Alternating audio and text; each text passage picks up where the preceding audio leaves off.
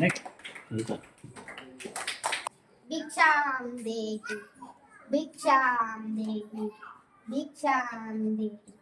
బాలెంత రోగం రాకుండా ఉండడానికి బసవన్న విభూతి తెచ్చిన బాలనాగమ్మ బయటికి వచ్చి బిచ్చం పెట్టు.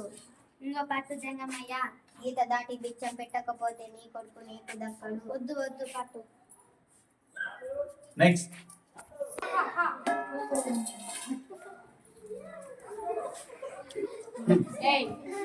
బాలనాగమ్మ నీకు అది ఎలా పట్టిందో చూసినవా?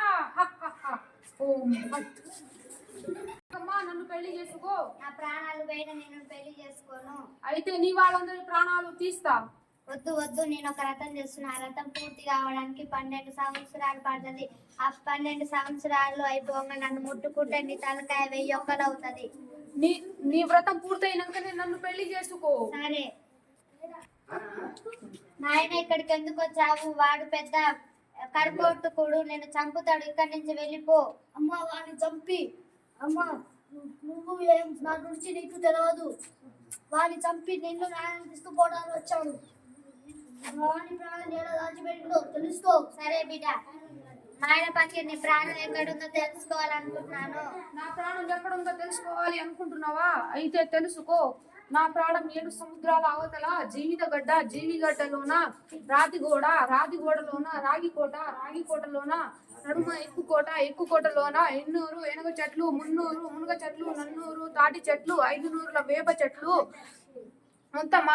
వీటి నడుమ ముంత మామిడి చెట్టు. ఆ చెట్టు తొర్రలో 7 దంతులు, అడుగులు ఉన్న దొంతిలా బంగారు పంజరం. ఆ బంగారు పంజరంలో వజ్రాల చిలుక. ఆ చిలుక కంఠంలో ఉన్నది నా ప్రాణం. ఓహో, అక్కడ దాచిపెట్టావా నీ ప్రాణం? సరే, తెలుసుకున్నావా? తెలుసుకున్న బిడ్డ. వాడి ప్రాణం 7 సముద్రాల అవతల చిలుక ఖండంలో ఉందంట. సరే అమ్మా, సరే నువ్వు నాయన జాగ్రత్త. సరే.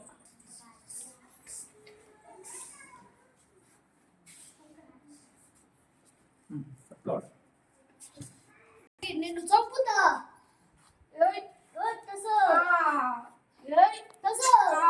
నాయన నా ప్రాణం తీయకు, నువ్వు చెప్పినట్లే చేస్తా.